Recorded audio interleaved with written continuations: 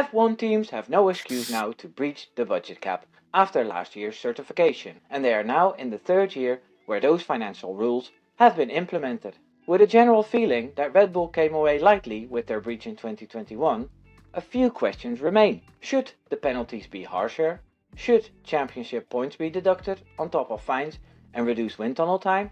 Should a whole championship be in jeopardy if a team overspent? I'm Wimbo with a budget cap video. There once was a time where big teams with unlimited funding could spend their way out of any problem that came up. This made it impossible for teams with smaller budgets to move up. In a bid to attract more teams and to ensure owning a team in Formula 1 could be profitable, the budget cap was introduced. For more information on why the financial regulations were implemented, we go over to Jason Hassett, who's at the FIA headquarters. Over to you, Jason. That's right, Wimbo. I am here in Paris, outside the Place de la Concorde, which is where the FIA is headquartered, holding an umbrella because, as we know, much like the sentiment of the Parisian people, the weather can also change quite quickly here.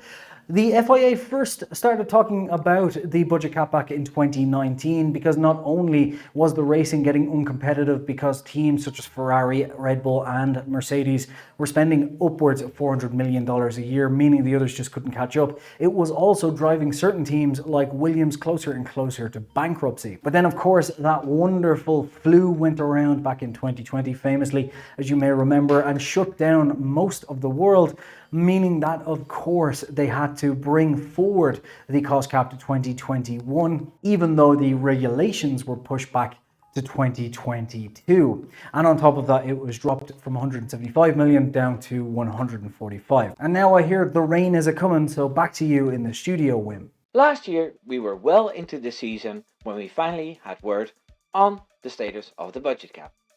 With it being so late in the season, it really put a damper on the championship won by Max Verstappen, and it provided fuel to yet again discredit the wonderful performance by the young Dutchman.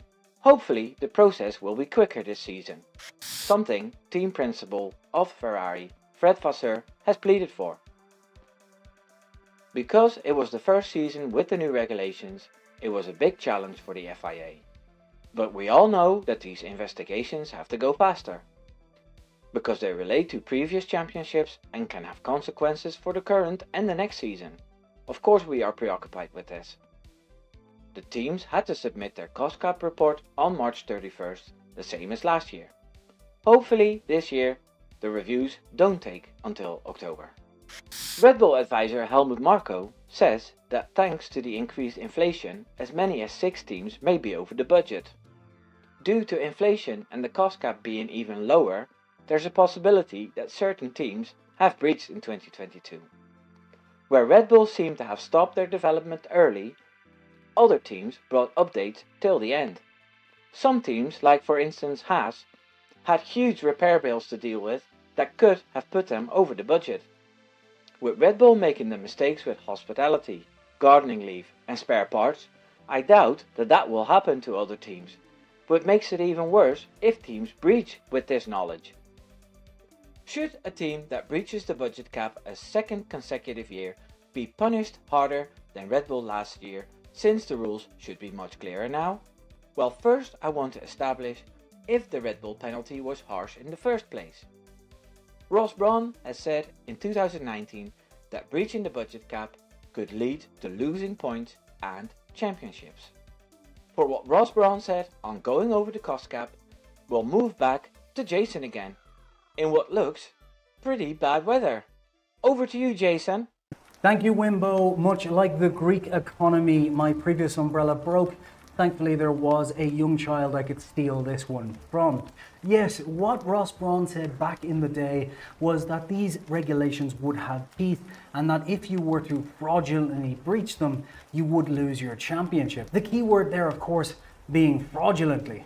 If we look at Article 8.5 of the regulations, you'll see that it specifically talks about this sort of action. And what I mean by that is it says that if there is any willful concealment, intent to breach the regulation or fraud, that could lead to a complete disqualification from the championship. It should also be noted, Wim, that in Articles 8 and 9, it does talk about consecutive breaches, and therefore talks about the fact that if Red Bull were to breach once again for the second year in a row, they would likely lose their championship. And now, once again, much like the Greek economy, I am going to run and duck for cover. Thank you. Back to you, Wim. Now this quote gets used by opposing fans of Red Bull all the time, conveniently leaving out the fraudulently part. FIA has stated that this was not the case with Red Bull.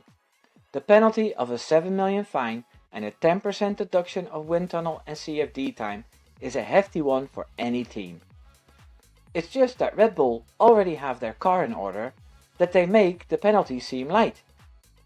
A team trying to catch up like Ferrari or Mercedes would seriously be hampered by a 10% deduction. My take on it is that the goal of the financial regulations is reached. Teams don't throw unlimited amounts of money at problems anymore, making the sport fairer than ever. Aston Martin couldn't have scored the podiums they did without those regulations.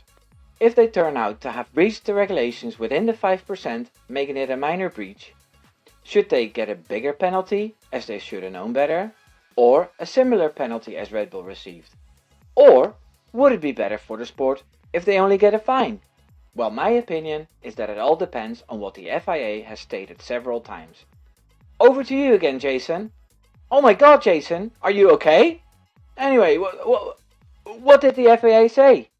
Thanks, Wim. Yes, the weather here is more bizarre than a steward's red flag meeting at the moment.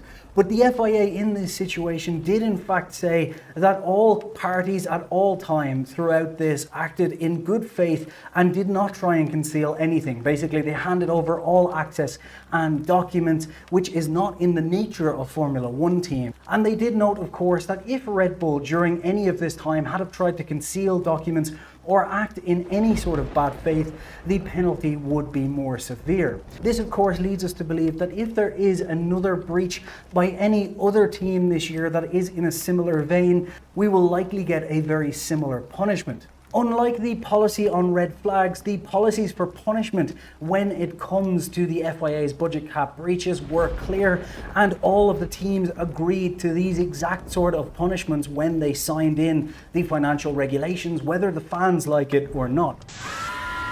Things are quiet around the budget cap now, but I expect it to be an item again very soon. Even Stefano Domenicali claimed he's very nervous about it all. He also thinks it's important that the results and penalties shouldn't be dragged out too long, as it hurts the reputation of the sport. This is on the FIA side to make sure that the control and the certification will be done much earlier. If some teams exceed the limit, it has to be done in a proper way, in as short a time as possible to be more credible. If Domenicali is worried, then we could expect another scandal or two. I'm personally still in two minds on about how the penalties should be decided. But one decision you can make right now though is the decision to subscribe. Take care now. Doei doei.